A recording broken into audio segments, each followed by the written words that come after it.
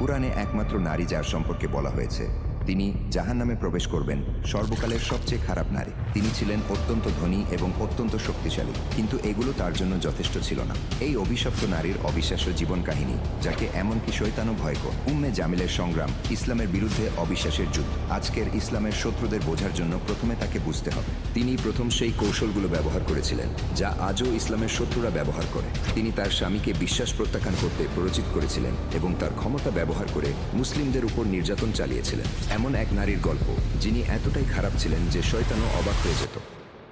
কে ছিলেন সেই নারী যাকে আল্লাহ তাআলা কোরআনে অভিশপ্ত হিসেবে উল্লেখ করেছেন তা কিছুক্ষণের মধ্যে জানতে চলেছেন। তাই আমাদের সাথেই থাকুন এবং শুনতে থাকুন সেই চাঞ্চল্যকর কাহিনী যা আপনার হৃদয়কে নাড়িয়ে দিবে। উম্মে জামিল জন্মেছিলেন কুরাইশ গোত্রে, মক্কার সবচেয়ে শক্তিশালী গোত্রগুলোর একটি। তার পিতা হাব্ব ইবনে উমাইয়া ছিলেন মক্কার সম্মানিত নেতাদের একজন। এমন পরিবারে জন্ম নিয়ে তিনি বড় হয়েছিলেন প্রাচুর্য আর মর্যাদার মাঝে। কিন্তু এই উচ্চ মর্যাদা তার অন্তরকে ভালো করেনি। শৈশব থেকেই তিনি ছিলেন উচ্চাবিলাসী, অহংকার এবং ক্রোধে ভরা।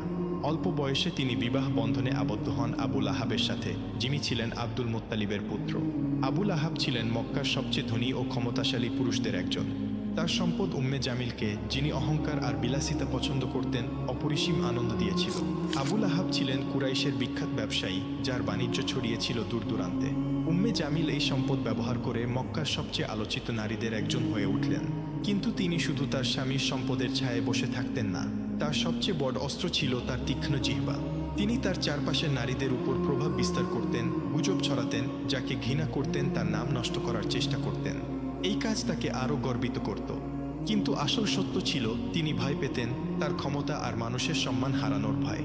মক্কায় যখন মানুষ বাণিজ্যে ব্যস্ত থাকত, কেউ কেউ তাদের গোত্রের সম্মান রক্ষায় মগ্ন থাকত। কিন্তু উম্মে জামিল ছিলেন তার গোত্র আর স্বামীর মর্যাদা ধরে রাখার জন্য আচ্ছন্ন। তার কাছে সবচেয়ে গুরুত্বপূর্ণ ছিল কুরাইশের নেতৃত্ব, বিশেষ করে উমাইয়া পরিবারের প্রভাব। কিন্তু একদিন মক্কার বাতাসে এমন এক খবর ছড়িয়ে পড়ল যা তার অন্তরে বিপর্যয় নিয়ে এল। নবী মুহাম্মদ সাল্লাল্লাহু আলাইহি ওয়াসাল্লাম ঘোষণা করলেন, আমি আল্লাহর রাসূল। উম্মে জামিলের জন্য এই কথা ছিল ঝড়ের মতো। তিনি নবীর পারিবারিক বংশ ভালোভাবে জানতেন। তিনি ছিলেন হাশিম পরিবারের, যা কুরাইশের একটি শক্তিশালী শাখা।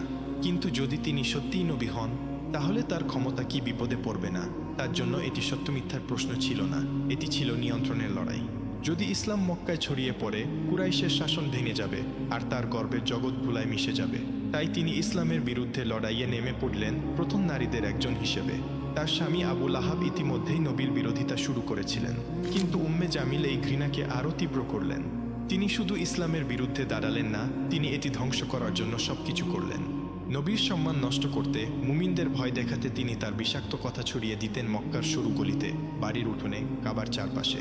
তিনি ছিলেন শুধু একজন শত্রু নন, তিনি হয়ে উঠেছিলেন ফিতনার কারণ। কিন্তু তার আসল যুদ্ধ তখনও শুরু হয়নি। উম্মে জামিলের জন্য ইসলাম ছিল শুধু একটি বিশ্বাস নয়, এটি ছিল তার জীবনের জন্য গুরুতর বিপদ। মক্কা ছিলেন এক ব্যক্তি, নবী মুহাম্মদ সাল্লাল্লাহু আলাইহি ওয়াসাল্লাম, যিনি বহু বছরের পুরনো ব্যবস্থার বিরুদ্ধে দাঁড়িয়েছিলেন। আর উম্মে জামিল এই নতুন দিনের বিস্তার রোধ করতে যে কোনো কিছু করতে প্রস্তুত ছিলেন। প্রথমে তিনি এটিকে গুরুত্ব দেননি। নবীর নবুয়াতের দাবি শুনে তিনি ভেবেছিলেন এটি বেশি দিন টিকবে না। কিন্তু যখন মানুষের ভিড় তার পিছনে জড়ো হতে শুরু করলো, তখন তার অন্তরে ভয় আর ক্রোধ জ্বলে উঠল। আবুল আহাবের সাথে মিলে তিনি এই নতুন দিনের বিরুদ্ধে লড়াইয়ের নেতৃত্ব দিলেন। মক্কার নারীদের উপর তার প্রভাব ছিল অপরিসীম। তার একটি কথা শহর জুড়ে ছড়িয়ে পড়ত দ্রুত। তিনি এই ক্ষমতা ব্যবহার করলেন ইসলামের ক্ষতি করতে। উম্মে জামিল মিথ্যা ছড়াতেন, ভুল গল্প রটাতেন। মুহাম্মদ পাগল, উম্মে জামিল চিৎকার করে বলতেন। মুহাম্মদ জাদুকর, উম্মে জামিল মানুষকে সতর্ক করতেন। মুহাম্মদ মিথ্যাবাদী, যিনি মক্কার শৃঙ্খলা ভাঙতে চান, উম্মে জামিল দাবি করতেন।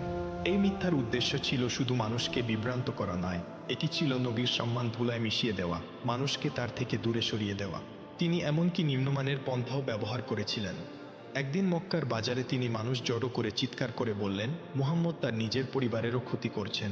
কিন্তু সত্য ছিল এর সম্পূর্ণ বিপরীত।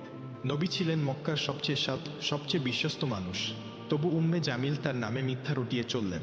তার সবচেয়ে বড় শত্রু ছিলেন উম্মুল মুমিনিন খাদিজা রাদিয়াল্লাহু তাআলা আনহা।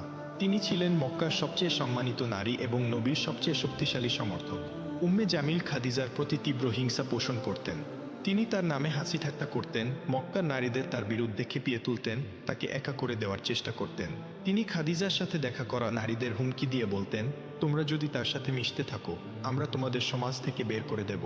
কিন্তু খাদিজার শান্ত মর্যাদা, তার অটল বিশ্বাস উম্মে জামিলের সমস্ত চক্রান্ত ব্যর্থ করে দিল। তার অন্তরে ছিল নবীর প্রতি অগাধ ভালোবাসা, যা উম্মে জামিলের ক্রোধের চেয়ে অনেক বড় ছিল। উম্মে জামিল শুধু কথায় থামেননি, তিনি ইসলামকে থামানোর জন্য হাত পা সবই চালিয়েছিলেন। তিনি নতুন মুসলিমদের ভয় দেখানোর, তাদের ইসলাম ত্যাগ করতে বাধ্য করার পরিকল্পনা করতেন। তিনি কুরাইশ নেতাদের উস্কে দিতেন মুসলিমদের উপর চাপ বাড়াতে। তিনি নবীর পথে পাথর আর কাঁটা ফেলে তার ক্ষতি করার চেষ্টা করতেন। তিনি মানুষকে উৎসাহ দিতেন মুসলিমদের বাণিজ্য আর সমাজ থেকে বাদ দিতে। একদিন যখন নবী কাবার কাছে সালাতে দাঁড়িয়েছিলেন, আবু লাহাব আর উম্মে জামিল তাদের লোকদের নির্দেশ দিলেন তার উপর নোংরা জিনিস ছুঁড়ে মারতে। তারা মক্কার সবচেয়ে সম্মানিত মানুষটির অপমান করতে একটুও দ্বিধা করলেন না। কিন্তু তারা যতই চেষ্টা করুক, মুসলিমদের সংখ্যা প্রতিদিন বাড়তেই থাকল। এটি উম্মে জামিলকে পাগল করে দিল।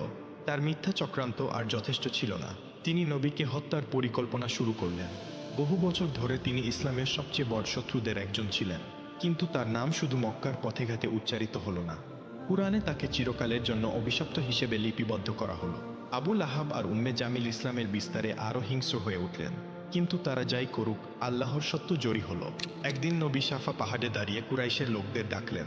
তিনি বললেন, হে কুরাইশের মানুষ, যদি আমি বলি এই পাহাড়ের পিছনে একটি সেনাবাহিনী আছে যারা তোমাদের আক্রমণ করতে প্রস্তুত, তোমরা কি আমাকে বিশ্বাস করবে? সবাই একসাথে বলে উঠল, হ্যাঁ, কারণ তুমি কখনো মিথ্যা বলনি। তখন নবী বললেন, তাহলে শোনো, আমি তোমাদের একটি মহাশাস্তির বিষয়ে সতর্ক করছি। এই কথায় চারদিক নীরব হয়ে গেল। এটি ছিল ইসলামের প্রকাশ্য ডাকের শুরু। কিন্তু আবু লাহাব ক্রোধে ফেটে পড়লেন। তিনি চিৎকার করে বললেন, এই কথা বলার জন্য তুমি আমাদের জড়ো করেছ, ধ্বংস হোক তুমি। তারপর তিনি সেখান থেকে চলে গেলেন।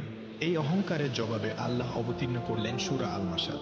শুনুন কি বলা হয়েছে এই সূরায়। ধ্বংস হোক আবু লাহাবের 2 হাত, আর ধ্বংস হয়েছে সে, তার সম্পদ আর তার অর্জন তাকে বাঁচাতে পারবে না। সে পূর্বে আগুনের লেলিহান শিখায়, আর তার স্ত্রী যে কাঠের বোঝা বহন করে, তার গলায় থাকবে পাকানো দড়ির রশি ঘি। এই সূরা ঘোষণা করল আবু লাহাব আর উম্মে জামিলের শেষ পরিণাম। কাঠের বোঝা বহনকারী বলতে বোঝানো হলো উম্মে জামিলকে, যিনি নবীর পথে পাথর আর কাঁটা ছড়িয়ে দিতেন। এটি তার মন্দ প্রকৃতির প্রতিচ্ছবি।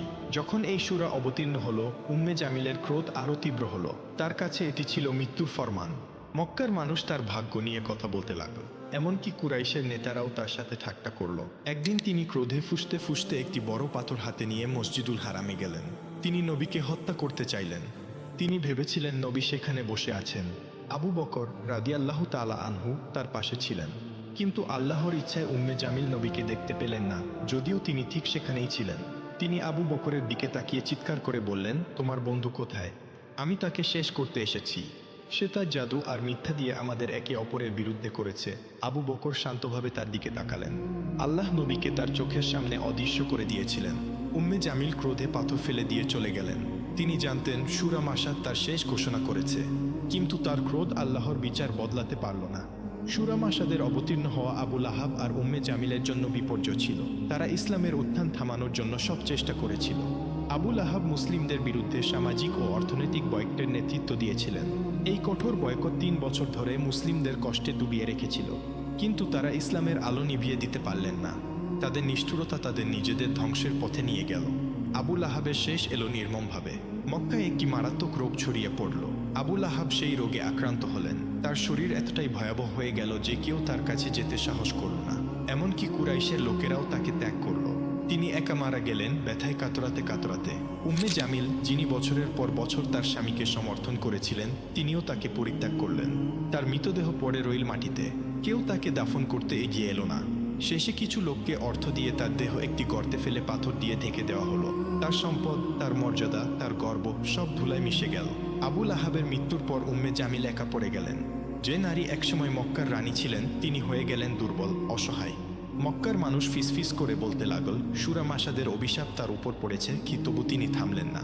তিনি মুসলিমদের বিরুদ্ধে ঘৃণা ছড়াতে থাকলেন। কিন্তু সময়ের সাথে তিনিও দুর্বল হয়ে পড়লেন। তার শেষও এলো নির্মমভাবে। কেউ কেউ বলে তিনি একটি বড় পাথরের নিচে চাপা পড়ে মারা গেলেন। কেউ বলে একটি দড়ি তার গলায় পেঁচিয়ে তাকে শ্বাসরোধ করল। সূরা মাসাদের কথা, তার গলায় থাকবে পাকানো দড়ির রশি, তার মৃত্যুতে সত্য হয়ে উঠল। উম্মে জামিল আর আবু লাহাব ছিলেন ইসলামের সবচেয়ে বড় শত্রু। তারা মনে করেছিল তাদের সম্পদ আর ক্ষমতা তাদের বাঁচাবে, কিন্তু আল্লাহর বিচার থেকে তারা পালাতে পারলেন না। এই দুনিয়ায় তাদের জীবন শেষ হলো অপমানে, কষ্টে আর চিরন্তন শাস্তির প্রতিশ্রুতিতে। এই গল্প শুধু তাদের নয়, এটি একটি সতর্কবাণী প্রতিটি অবিশ্বাসী আর জালেমদের জন্য যারা সত্যের বিরুদ্ধে দাঁড়ায়।